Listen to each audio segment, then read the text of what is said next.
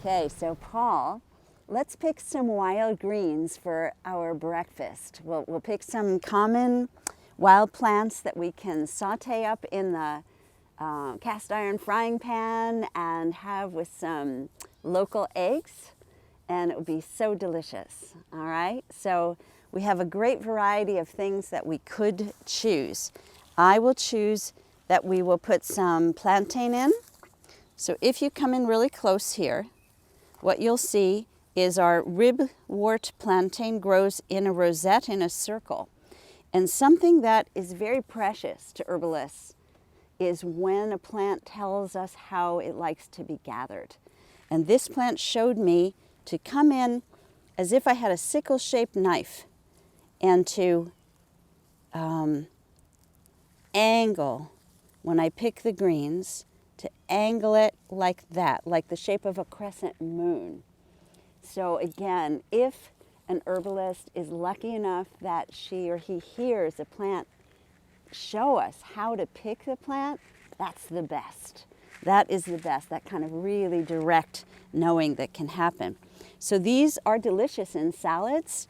The ribleaf plantain, very important medicine plant, but right now I'm hungry. So we're picking it for food. And I'll pick a bit of cinquefoil. I'm going to take out the grass, that's not as good for us. Cinquefoil, 5-leaf plant in the rose family. We'll put some of that in our breakfast. And violets. It's time for violets, so we'll pick violets too. And oh, this is going to be delicious. Now, a lot of Artemisia isn't so great, but a little bit of Artemisia, just the tops, they're still not so bitter that we don't want to eat them. So I'll lean over here and I'll pick just a couple of tops, right? Just a couple of tops of the Artemisia. And then also what you can see here is I have a much larger, all right, you know what, just sit down.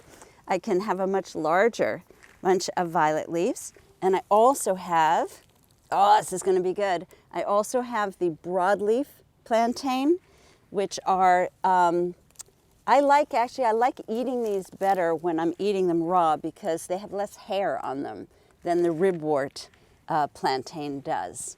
But cooked, it doesn't matter as much. So let's see, a little bit more Artemisia and a lot more plantain and violet. And when we eat this, oh my gosh, starting the day with this, as I've been doing every day, it gives you so much energy. It helps you with, oh, here's dandelion. We'll put that in too. It helps you with things like seasonal allergies.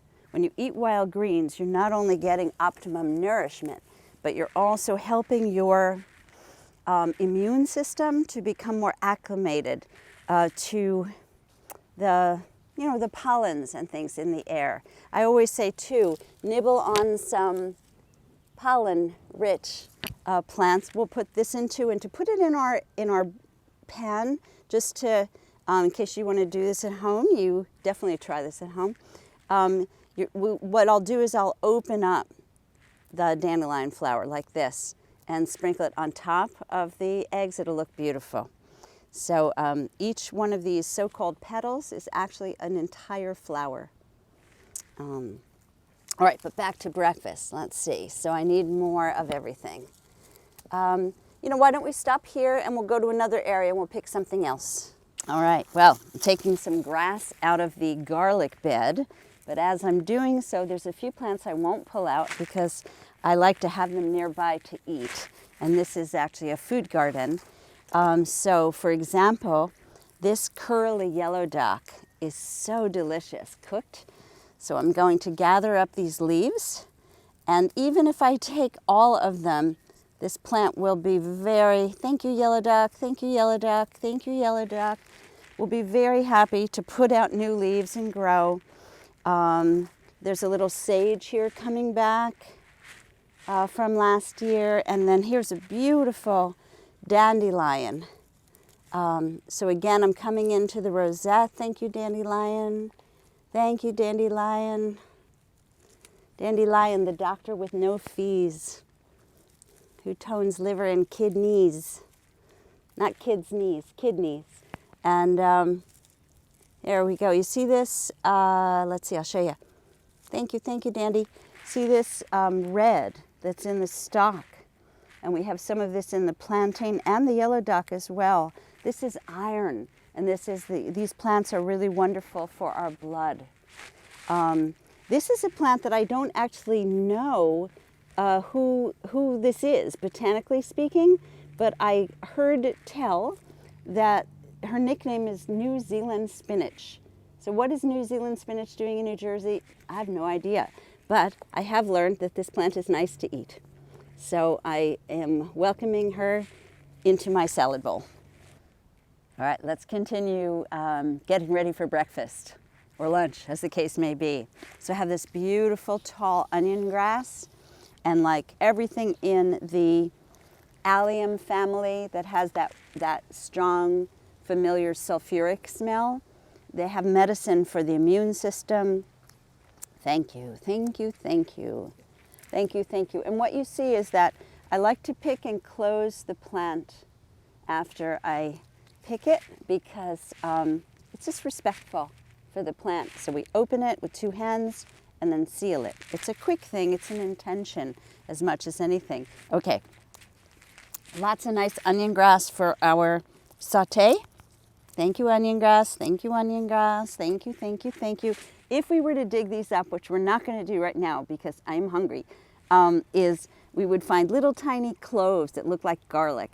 Maybe we'll do that later. We'll see. But just so you know, one of the ways you can tell regular grass, so-called regular, although this is actually couch grass, but grass from onion grass is the onion grass is rounder, and unmistakably, if you break up a piece of onion grass and smell it, it smells exactly like an onion.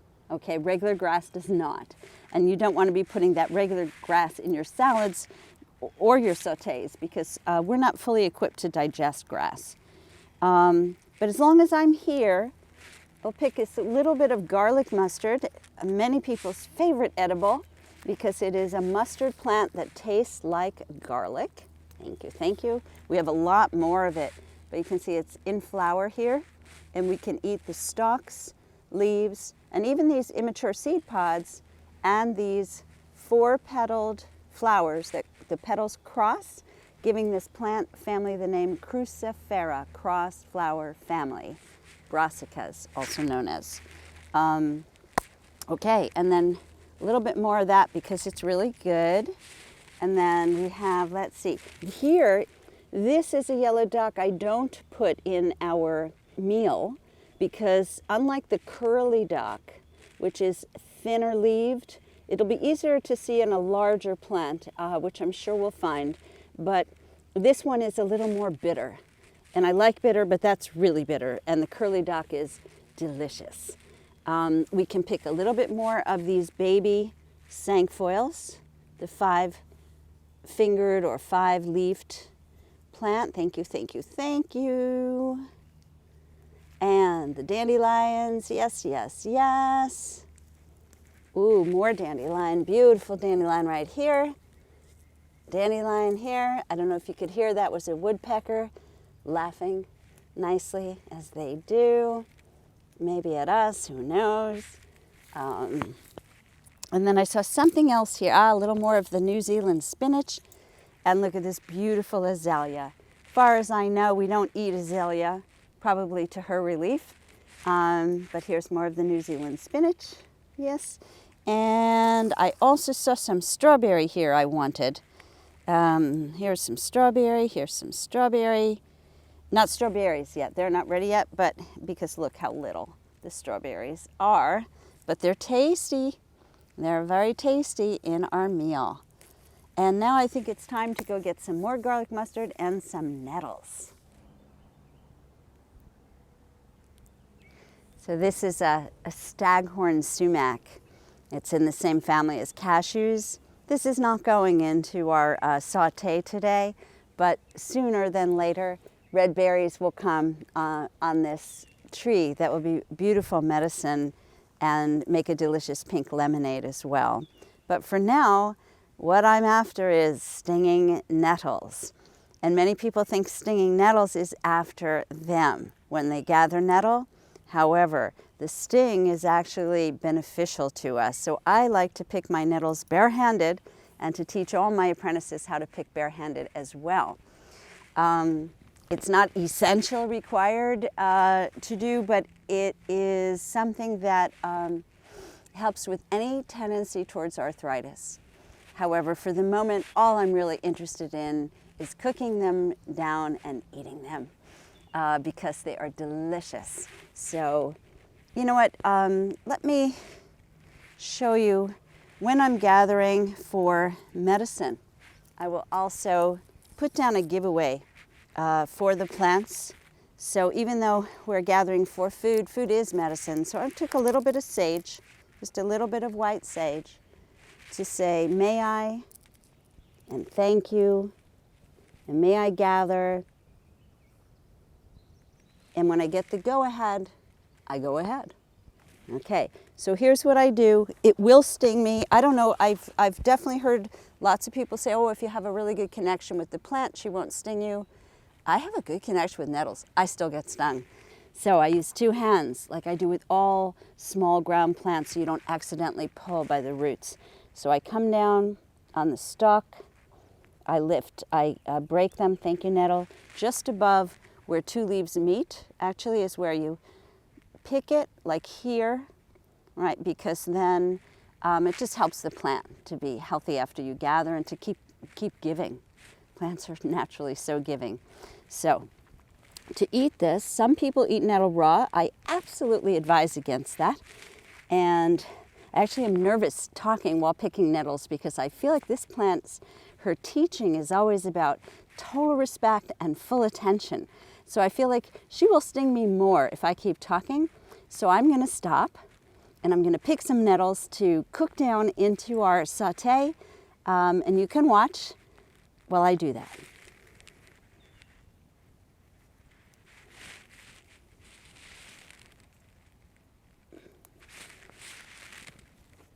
Thank you, nettles. Thank you. When the nettles gets larger, I will be picking stalks for medicine to dry for infusions. I'll pick her when she's about this big, and then she'll come back again and we'll pick more. Yeah, nettles has so many gifts for us, but for right now, her gift is that she's going to be very delicious as long as she's cooked long enough in some water or broth as part of our sauté for our delicious breakfast. Okay, what I like to do is I like to kind of drop everything into the pan. First I melted some coconut oil in there, and then I added some water so the greens would have, especially the nettles, everything else it wouldn't matter, but the nettles need to cook in water so that we cook off the stinger. Nettles are awesome as long as you cook them long enough. So then it's amazing, they go from a kind of this incredibly stinging texture to this buttery soft texture, and they also taste buttery. So I'm just breaking this up. Outside I use my hands, inside I use tools. I like to use my hands outside because then I feel what the plant wants, where the plant wants to be broken. You just get to know it better. You get to know the plants better when you use your hands directly on them. Of course, you can't always do that. I don't prune trees by hand or things like that. But with this we can. Oh, it's already smelling really good. So I take the flowers out to do after because I like to see them. I like to see them on top. They're so delicate and beautiful. And then, all right, well, you know what? Here we go. Let's just go for it. Let's just go for it. Okay, we're gonna have a very, very wild breakfast, and I would guess that it will influence the videos that we do for the rest of the day. They'll be wilder than they would have been otherwise. An important thing is at the end, we will add some vinegar to the greens before we throw in the eggs, because that will help bring out all the minerals that are in these greens. They're so loaded with calcium, iron, and magnesium, potassium, right? These are rock hard minerals and they don't yield easily to cooking. So they don't yield easily, period. So we really need to help them become bioavailable, usable by our bodies. Here we go. And we're going to enjoy every bite of it too. And then sometimes I will wash out the eggshells and dry them and use them, grind them up and use them in herbal vinegars. It's a really great calcium-rich vinegar. But we got so much going on today. Today these are going to go into the compost. So I put in the coconut oil. I put in homemade shiitake vinegar to bring out the minerals in the greens.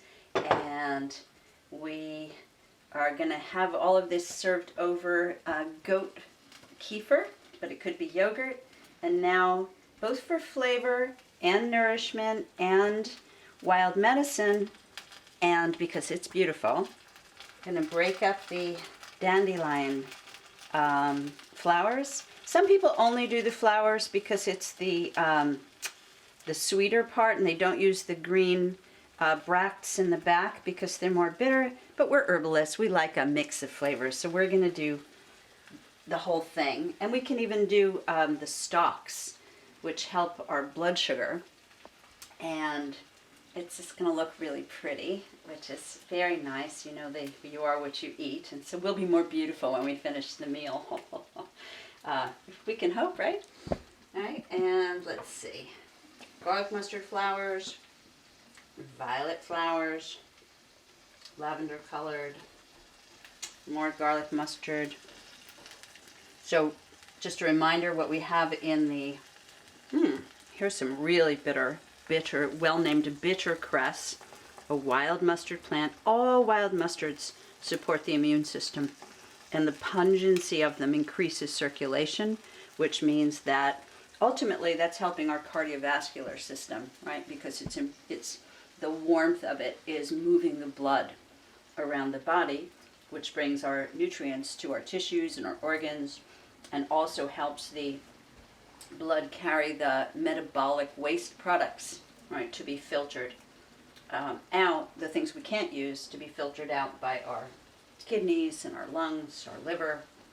All right, I think we're ready to cover the pot, and we'll cover it to let the eggs finish cooking and serve it over the kefir, and hopefully it will be delicious. Oh, look how beautiful. Oh, and I threw some capers in with our nettles and onion grass and dandelion greens and artemisia leaves and broadleaf and narrowleaf plantain leaves and bitter cress and cinquefoil and strawberry. I think that was everything. Maybe not. Violet and violet flowers and dandelion flowers. And maybe, shall we have some sauerkraut on the side? That would be perfect. Definitely. Okay. Buon appetit! Buen provecho.